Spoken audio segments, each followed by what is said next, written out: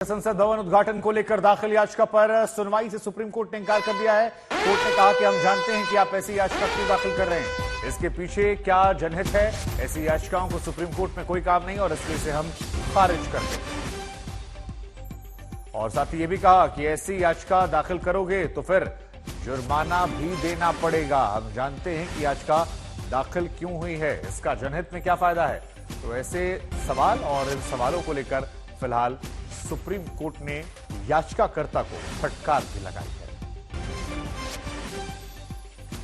संसद भवन उद्घाटन विवाद वाली याचिका जो है वो खारिज कर दी गई है और फटकार जो है वो भी लगाई गई है। साथ ही स्पष्ट संदेश है कि ऐसी याचिकाओं को हम सुन नहीं सकते हैं, हम जानते हैं इसके पीछे का मकसद क्या है। संजय मेरे सहयोगी लगातार जुड़े हुए हैं। संजय, बड़ा स्पष्ट सुप्रीम कोर्ट की तरफ से कहा गया कि दोबारा दाखिल की गई ऐसी याचिका तो फिर आप पर जुर्माना भी ठोकेंगे और हम जानते हैं इसके पीछे मकसद क्या है, ये जनहित को लेकर नहीं है। तो संदेश बड़ा क्लियर रहा सुप्रीम कोर्ट की तरफ से। कोर्ट ने अपने आदेश में साफ कह दिया है कि वो इस याचिका पर सुनवाई नहीं करना चाहता और सुनवाई करने से इनकार किया सुप्रीम कोर्ट ने। इस पर जब उन्होंने याचिका खारिज कर दी तो याचिकाकर्ता आरसी सुकीन की तरफ से ये कहा गया कि वो याचिका को वापस लेना चाहते हैं।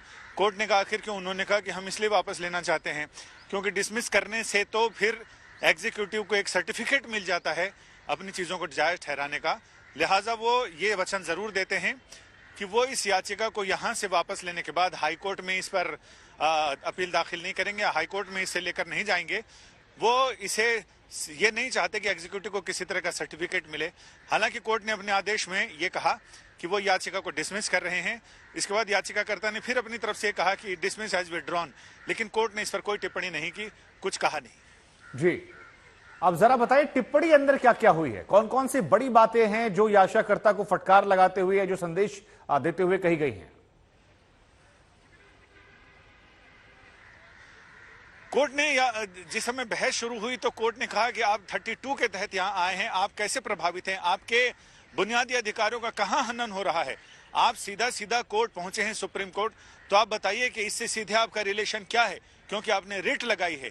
रिट में अगर आप सांसद होते या तो माना जा सकता था, लेकिन आपका सीधे सीधे इससे कोई लेना देना नहीं है।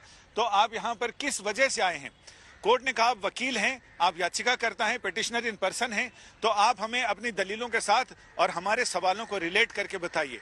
याचिकाकर्ता इधर उधर की बातें करते रहे। कोर्ट ने कहा कि आप सीधे बताइए कि आपके इसके क्या है, लेकिन जब वो नहीं बता पाए, दलीलों में कोई तालमेल नहीं मिला, तो जस्टिस जेके माहेश्वरी ने उनसे साफ साफ कहा कि वो इस मामले की सुनवाई नहीं करना चाहते हैं और आप अपनी बात ढंग से साबित नहीं कर पा रहे हैं, लिहाजा हम इस याचिका को खारिज करते हैं।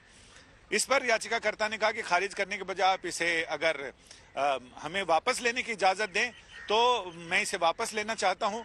कोर्ट ने कहा कि वापस लेने का कोई मतलब नहीं है, क्योंकि हम 32 में आपको नहीं सुन सकते हैं संविधान के अनुच्छेद 32 के तहत, जिसमें किसी भी नागरिक के अगर बुनियादी अधिकारों का हनन होता है तो वो सुप्रीम कोर्ट में आकर गुहार लगा सकता है। लेकिन कोर्ट ने साफ कहा कि आपके जो प्रेयर हैं और जो चीजें तथ्य आप रख रहे हैं उससे आपका सीधा सीधा कोई संबंध, कोई लेना देना नहीं लगता। जी, तो अब क्या इसके पॉलिटिकल संदेश भी निकाले जाएंगे, क्योंकि ये मामला जो था ये जुर्माने को लेकर भी कहा गया कि अगर दोबारा याचिका आई तो जुर्माना लगेगा। अब संदेश जो है इसके क्या पॉलिटिकल हम एंगल भी देखेंगे, क्योंकि इसी को लेकर पूरा विवाद चल रहा है कि प्रधानमंत्री को करना चाहिए नहीं करना चाहिए।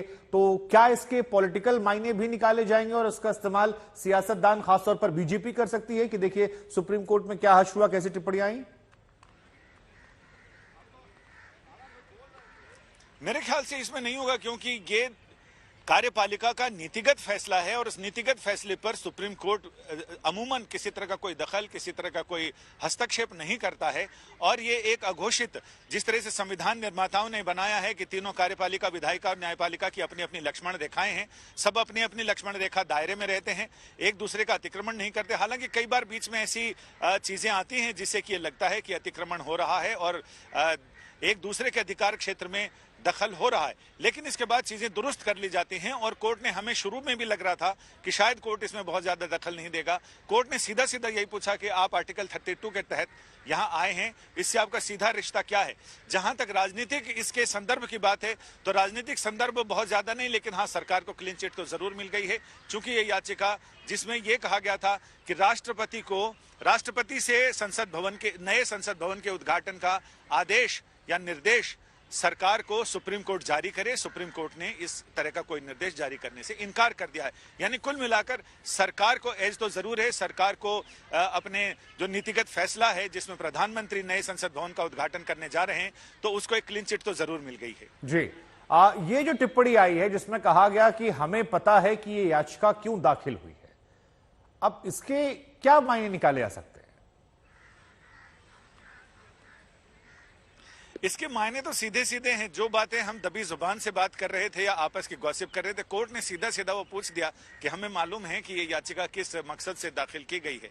तो ऐसे में ये इशारों की बात है, इसमें बिटवीन द लाइंस पढ़ने की जरूरत है कि कोर्ट ने तो इशारों में अपनी बात कह दी है, लेकिन अब हर एक आदमी, हर एक नागरिक, हर एक कानून का जानकार इसके अपने अपने तरह के मायने निकालने को स्वतंत्र और आजाद है। जी, ये भी कहा गया कि अगली बार अगर आप ऐसी कोई याचिका लेकर आते हैं तो आप पर पेनल्टी लगा दी जाएगी, जुर्माना लगा दिया जाएगा। तो यानी हम ये भी मान लें कि इस तरह की और याचिका आप कोई और नहीं दाखिल करने वाला है, टीवी पर कितनी भी बकैती कर ले कोई। अब चूंकि समय नहीं है, शनिवार है और रविवार को संसद के नए भवन का उद्घाटन होना है, आज ही इस मामले की सुनवाई के लिए सबसे समीचीन था, सबसे उपयुक्त समय था। और कोर्ट ने साफ कहा है कि इस तरह की याचिकाएं जिनमें कोई तथ्य नहीं होता और तथ्यों के साथ जोड़कर अपनी दलीलें वकील नहीं रख पाते, तो इस तरह की याचिकाएं उचित नहीं है। और कोर्ट ने उन्हें यह भी कहा कि अगर इस तरह की याचिकाएं आप अगर किसी दूसरे कोर्ट में जाते हैं तो आपके ऊपर हम फाइन भी लगा सकते हैं, कॉस्ट लगा सकते हैं। इस पर आरजे सुकिन ने साफ कहा कि वो इस मामले को लेकर अब किसी भी कोर्ट में, हाई कोर्ट में या कहीं भी और नहीं जाएंगे। उन्हें सिर्फ इसे विड्रॉ करने की इजाजत दे दी जाए। विड्रॉ वो इसलिए करना चाहते हैं कि अगर सीधा सीधा डिसमिस होता है तो कार्यपालिका को एक सर्टिफिकेट मिल जाता है कोर्ट से, और वो सर्टिफिकेट वो नहीं चाहते कि कार्यपालिका के हाथ लगे, लिहाजा वो इसको विड्रॉ करना चाहते हैं। आखिर तक उन्होंने ये अपील करते रहे कि जस्टिस माय लॉर्ड, इसमें जब कोर्ट ने कहा कि डिसमिस करते हैं तो उन्होंने कहा कि डिसमिस एज विड्रॉन कर दिया जाए, लेकिन कोर्ट ने इस पर कोई टिप्पणी नहीं की।